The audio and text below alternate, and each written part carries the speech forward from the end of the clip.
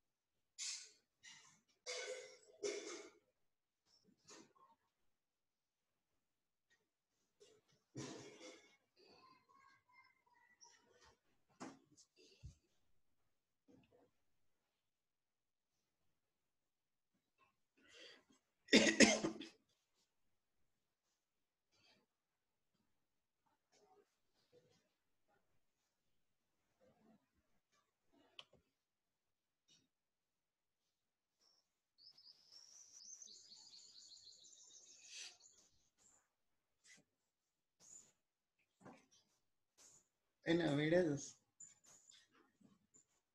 Record ஆகுது.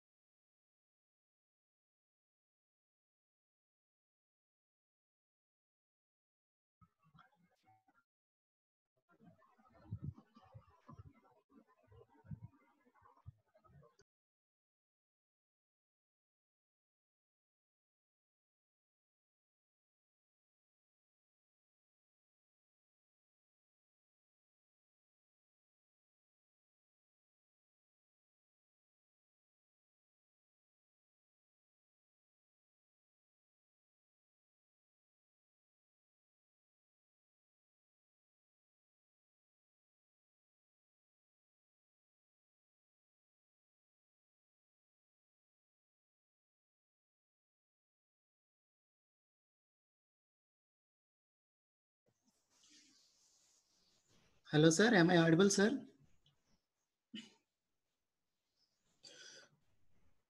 Hello, sir. Is it audible, sir?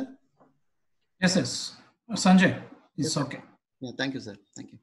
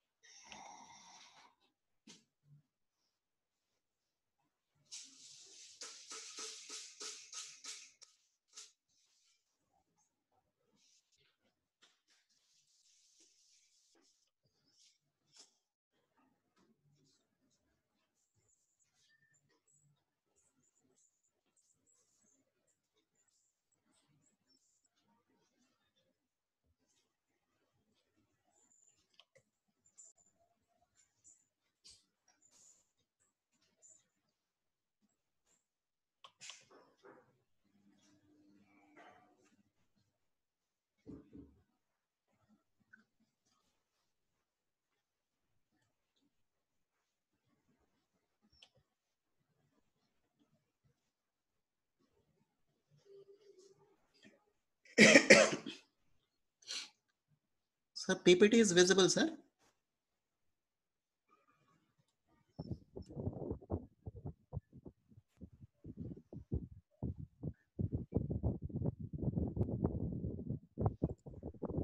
Yes, yes, Sanjay. Okay, sir. PPT is visible. Yeah. Is it clear, sir? Visible audio, video, and all. Yeah, so resolution is also good. No issues. Okay. Thank you.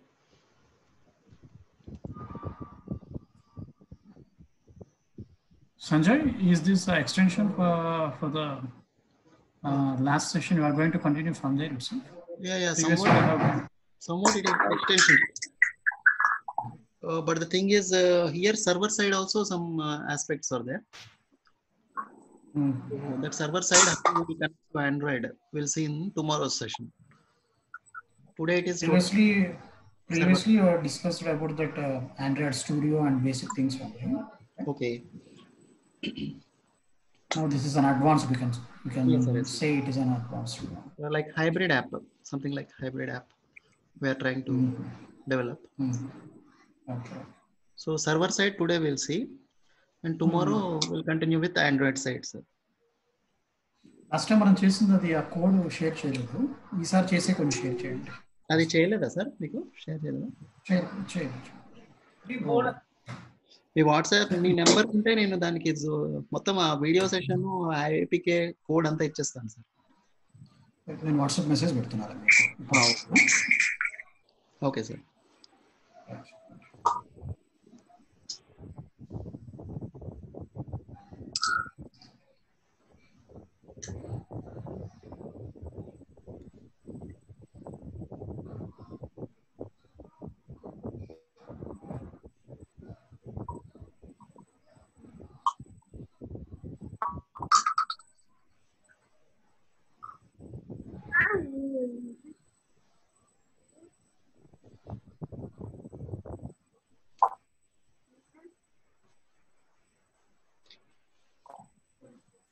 Mail వచ్చిందా sir? Vittal 008 అదేనా?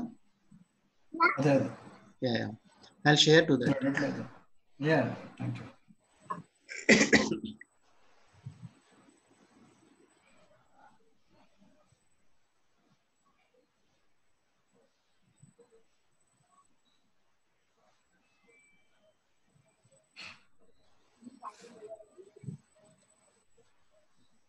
എടുക്കുമ്പോ watch ഉറപ്പില്ല.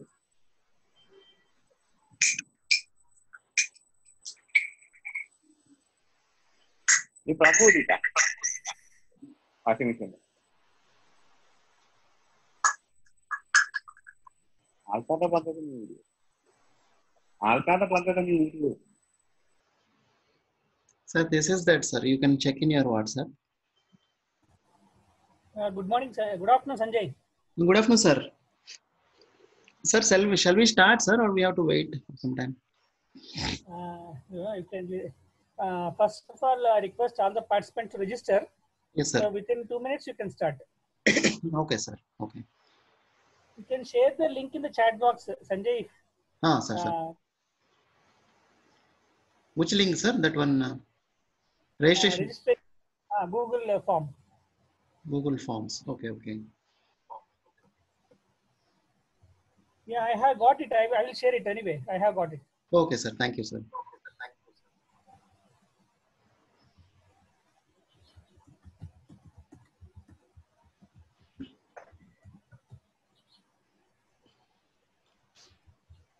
Sir, my voice is clear, sir.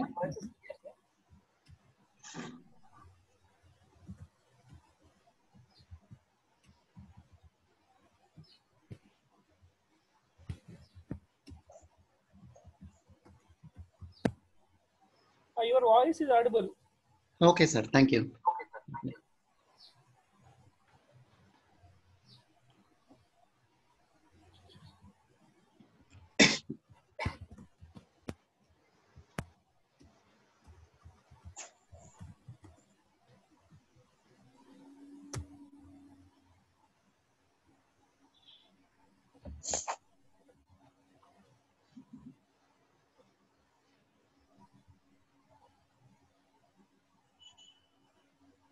So the screen is also visible, sir. PPT and all.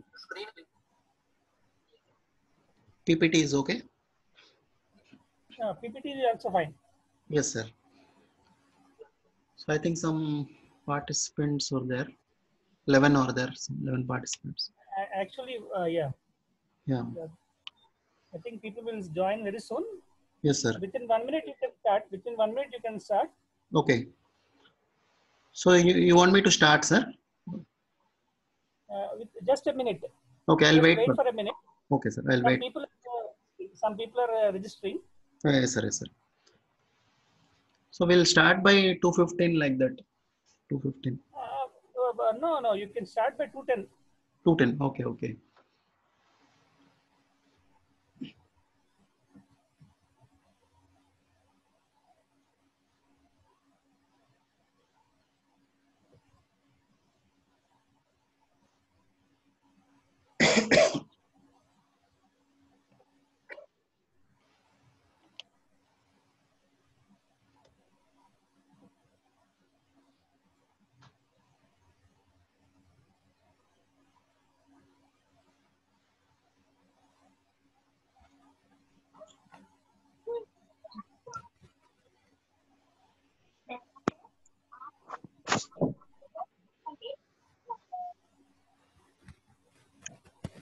ठीक है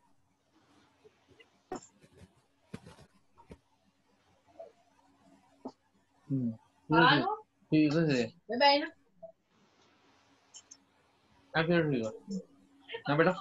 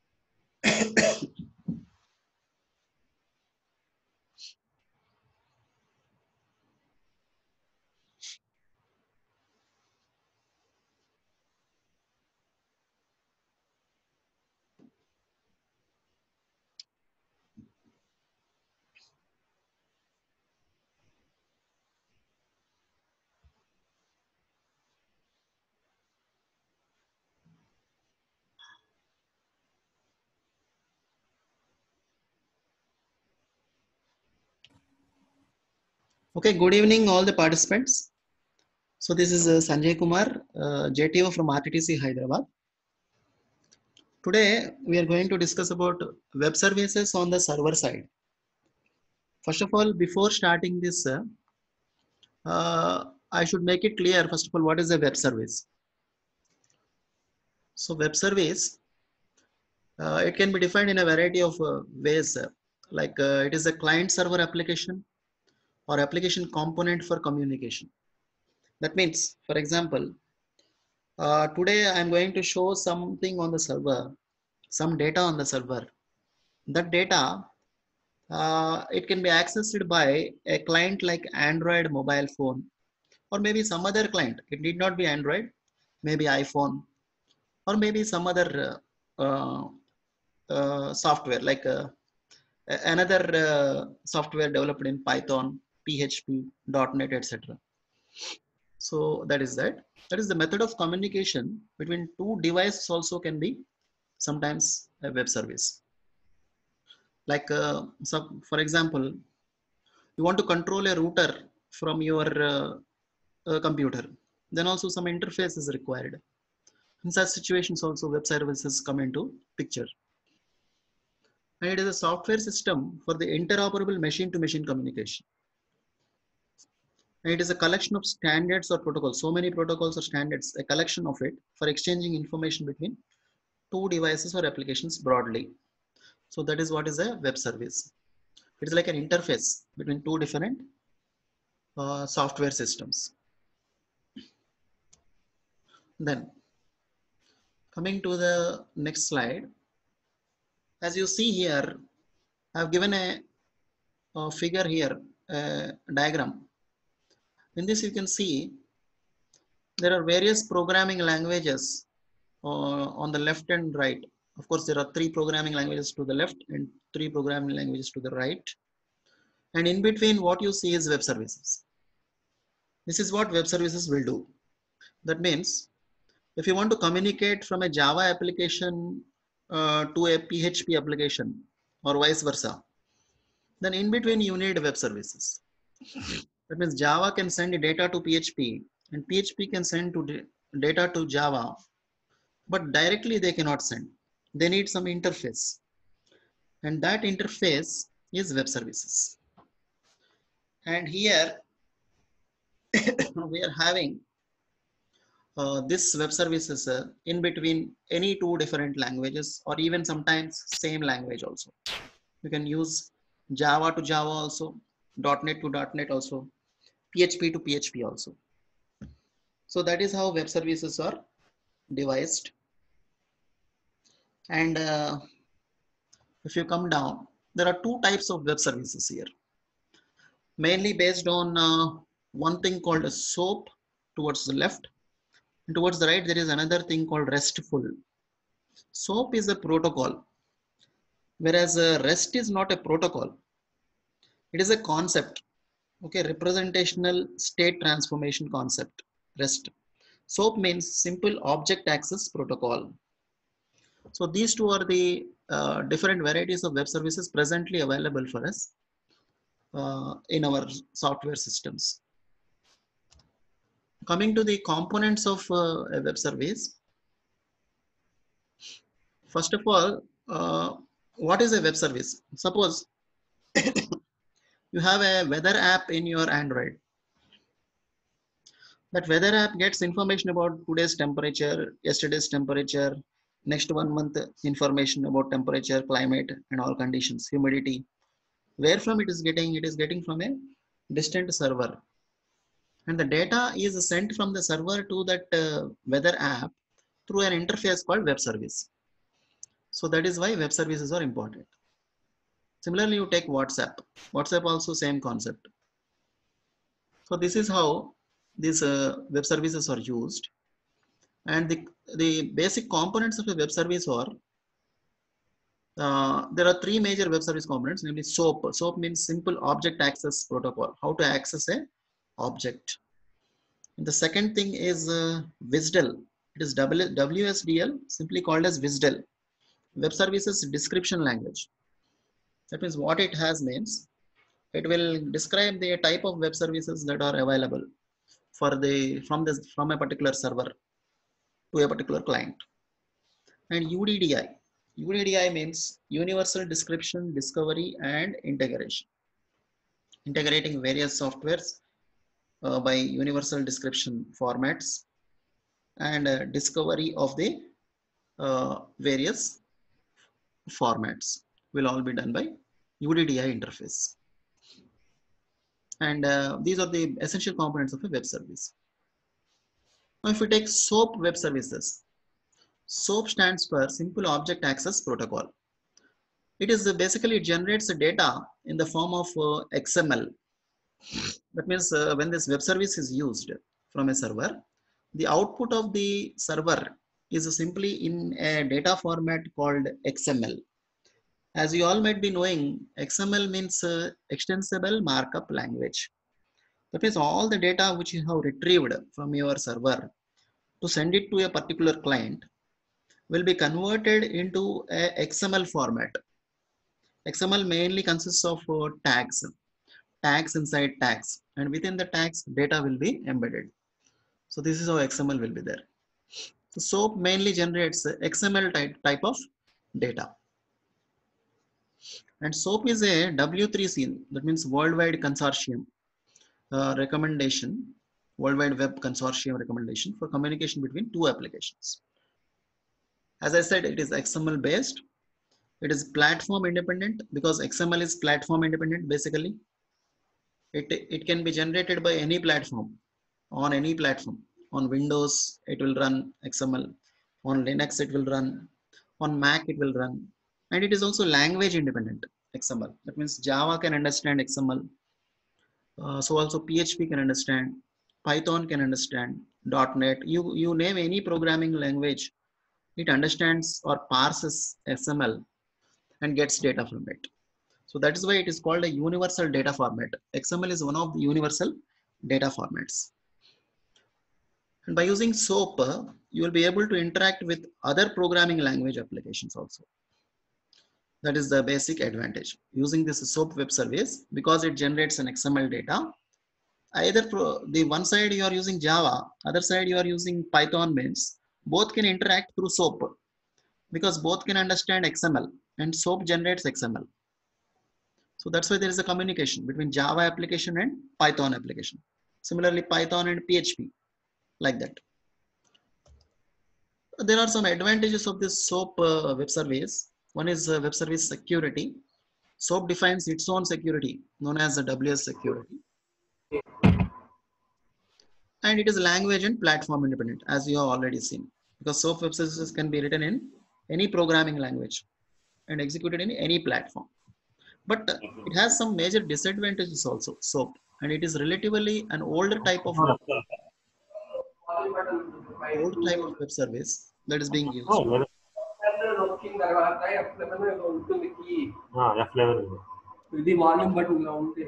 Any problems, sir? Sanjay, mute all the participants. Okay, sir. I'll Avoid mute. the crosstalk. I think I have to mute that one. Yeah, manage participants. Mute all. Okay.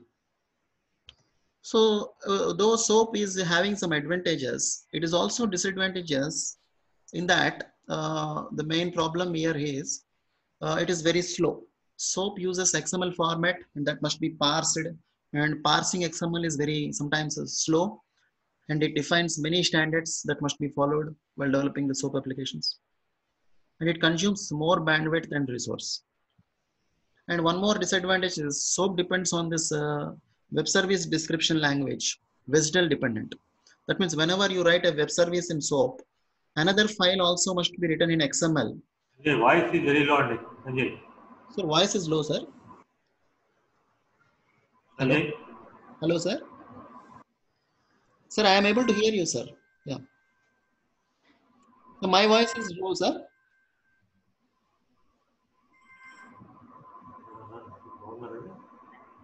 This WSDL is another file which we have to write, description language file, along with the SOAP web service. So that's why what happens, these are the two disadvantages, some overhead it is having. So nowadays, nobody is using this SOAP web services. Instead, people are migrating towards REST. REST is another type of web service, as I said. We can write RESTful web services. And REST stands for Representational State Transfer. Representational state transfer. It is an architecture style, not a protocol. So REST is an architecture. It is not a protocol like SOAP. SOAP is a protocol. And the advantages here are, first thing is it is very fast. That means because there is no strict specifications that you should have some description language and the XML should be following some standards like this. All these things are not there in case of RESTful web service. Whereas in case of SOAP, all these problems are there. And language and platform independent here also. That's why it has become popular. Because you can write REST in any programming language and it can be executed in any platform. Platform means either Windows or Linux or Mac, whatever it is. Laptop. And you can also use SOAP inside REST. SOAP also is supported by RESTful web services and permits different data formats. RESTful advantage is not only XML. And if you use the RESTful, that's why it is called RESTful. Like any format it will support. It permits different data formats such as plain text. The output can be a plain text. The output could be HTML or sometimes XML or sometimes JSON. JSON means JavaScript object notation. Today I will show you this output, JavaScript object notation on the server after executing this RESTful web service on the server. So this is how the RESTful web service has some more features when compared to SOAP. Because of its fastness, it is more popular, and because of its versatility. If you compare both SOAP and REST, SOAP is a protocol, REST is an architectural style. And as you see, SOAP stands for Simple Objects Protocol, REST stands for Representational State Transfer.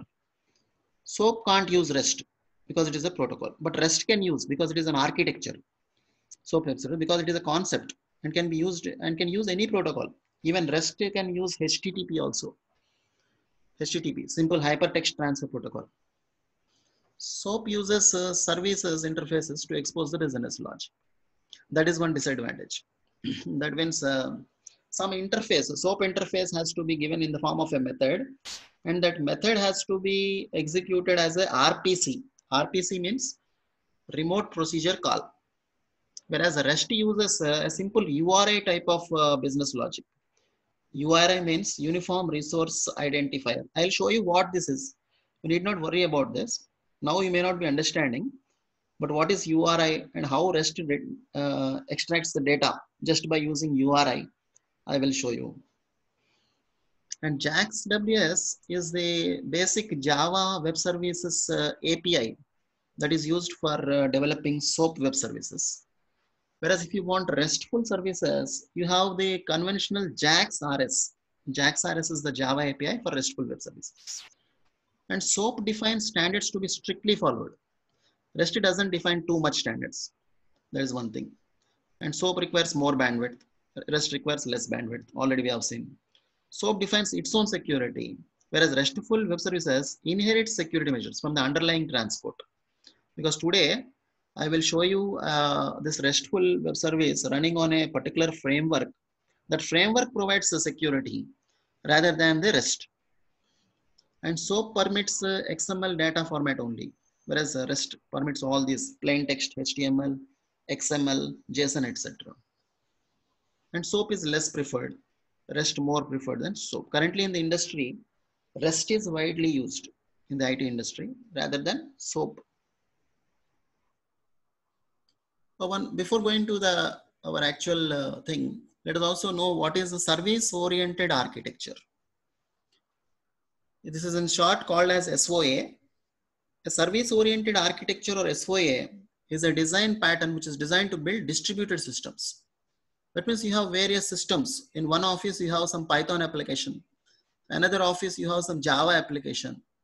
but you want in another, you have .NET application, but you want all these to communicate with each other in a distributed system to deliver services. So in this concept, in this scenario, we need a concept called service-oriented architecture.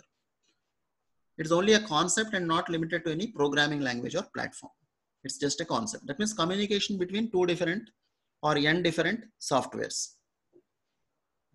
So what is a service? A service is a well-defined self-contained function that represents a unit of functionality. Suppose I want to get the users list from a database. So that is the service I want from a particular server. I can get it by writing a web service. When I call that web service, it shows the list of users that are available. So this is how a simple example. A service can exchange information from another service. So this is also there. One service can exchange information from another service. It is not dependent on the state of another service. That means whether that is currently synchronized with this or it is asynchronized, this status is not required. Whenever it gives a request to that particular server, that will give a response. So this type of architecture is called loosely coupled message-based communication model to communicate with applications and other services. So service connections, this is how it will be there. So there is a message consumer and there is a message provider.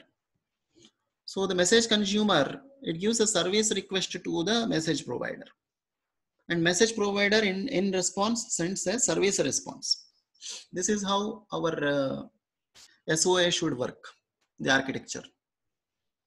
So that means service consumer sends a service request to the service provider, and in turn the message provider will provide the service response.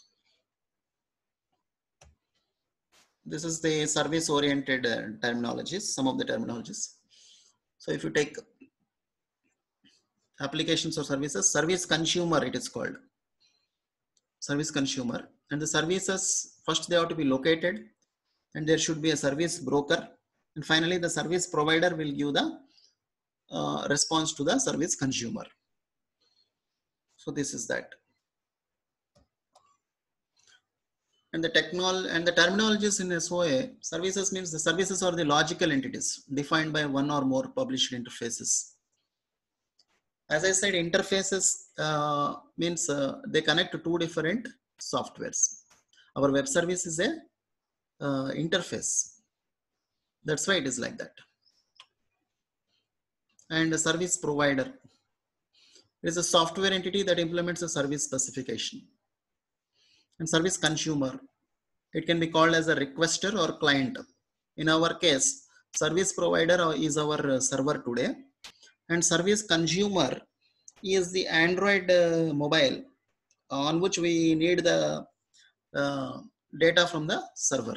So the consumer, service consumer is Android phone, Android app, whereas the service provider is the Java server in our case. So service locator, it is a service provider that acts as a registry. It is responsible for examining service provider interfaces and service locations. So this locator, what it does, it locates the exact service that is requested by the consumer. First of all, that service has to be located.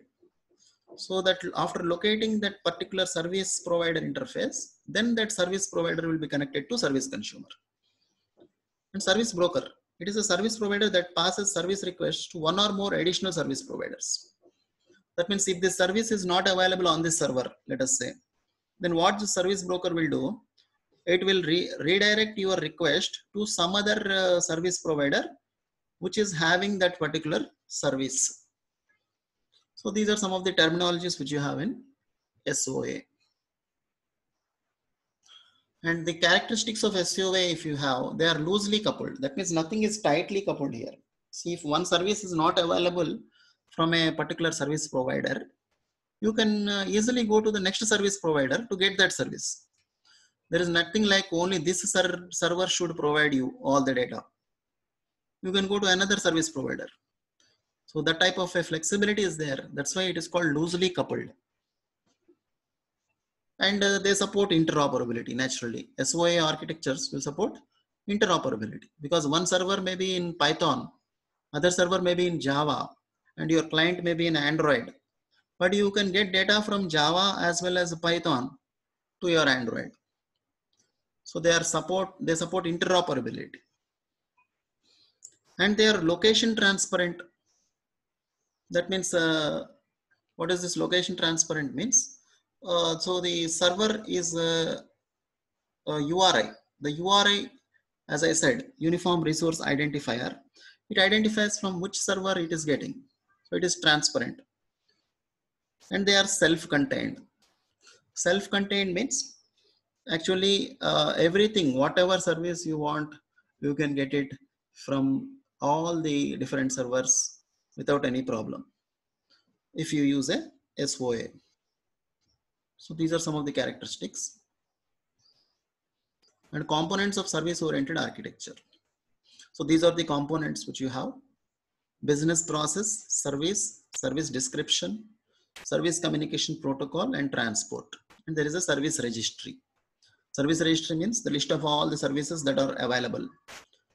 Business process means the actual functionality that you have for each service. Any services, what are the various services you have, and the descriptions. And what are all the communication protocols? Sometimes it may be HTTP protocol, sometimes it may be a SOAP protocol, like that. And transport. And quality of service. That means policy, security, transaction, and management. So this is the overall architecture of service-oriented architecture.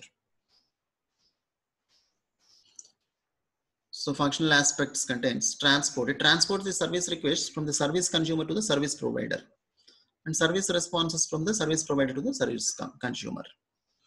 The communication protocols, as I said, it allows the service provider and the service consumer to communicate with each other. And description, it describes the service and data required to invoke it. And service, it is an actual service. The business process, it represents a group of services called in a particular sequence associated with the particular rules to meet the business requirements. That means to obtain some functionality. And service registry, it contains the description of data which is used by service providers to publish their services, various services, what are all services are available. And quality of service, again, policy is there. It represents the set of protocols according to which a server provider make and provide the services to the consumers based on some rules, set of rules. And security, it represents the set of protocols required for identification and authorization. Transaction, it provides the surety of consistent result. It means if we use a group of services to complete a business function, either all must complete or none of them should complete. So transaction must be unambiguous. So that is that. And management, it defines the set of attributes used to manage the services, like that. Then the advantages of SOA is easy to integrate. So any application you can integrate with any other application in an SOA. And manage the complexity. So my complexity will be reduced because everything, if you have to write in one language and one platform, means it becomes difficult. So due to service specifications, the complexities get isolated and integration becomes more manageable. And platform independence, the services are platform independent. This is one major advantage. And they can communicate with other applications through a common language. So like that. Common language is nothing but your web service. Loose coupling. So this is one more greatest advantage. So it facilitates to implement services without impacting other applications or services. That's what. Every service is taken as separate thing in a service-oriented architecture. And you can use it at any time. You can relieve it, that service. Loose coupling. And parallel development. As SOA follows a layer-based architecture, it provides parallel development. And available. The SOA services are easily available to any requester. So reliable. As services are small in size, it is easier to test and debug them. So these services are generally small in size and for a specific purpose. So naturally, they are easier to test and debug. So that is that. Coming to the Java web services, because my concept here is I will show this particular RESTful web service, because already I said there are two types of web services that are used. One is the SOAP and the other one is the RESTful. So my concentration is basically on the RESTful part, not on the SOAP part, because nowadays everywhere we are using REST only. Java web services, two main Java web services, because my language of server is Java. I am concentrating on Java based web services. So two main Java web service APIs are JAX-WS and JAX-RS. The Java web service application can be accessed by other programming languages, as I said, like .NET and PHP, or maybe Python. And Java web service application perform communication through WSDL, web services description language. And there are two ways to write Java web service application code. That's what I said. And that is SOAP and RESTful. So this is the broad classification of the web services APIs in Java. One is JAX-WS. This is mainly related to SOAP protocol. I'm not concentrating on that much. And JAX-RS, that is RESTful. Here there is Jersey is one RESTful web service API. And the other one is REST-easy API. So API means application program interface. So unless we have these APIs, we cannot use the classes inside them to write or to write our web services. So we need these APIs. You have to download those APIs from the internet and add into your project. Then only you can run or write a web service in Java. So basically these are JAX-WS and JAX-RS. So these are the conventional APIs, JAX-WS and JAX-RS. But recently, if you take, so these are the conventional things, JAX-RS, completely RESTful. RS means RESTful. WS means SOAP, web services for SOAP. RS means RESTful. So in JAX-RS, there are two types of APIs, Jersey API and REST-easy API. These are the conventional things. But even for writing web services using Jersey and REST-easy also, the program becomes very complex. So recently, many new APIs have come. What are these means? The other APIs for JSON parsing. One is the Jackson JSON parser API for Java. And the other one is the JSON parser API for Java. What is JSON means? JavaScript object notation.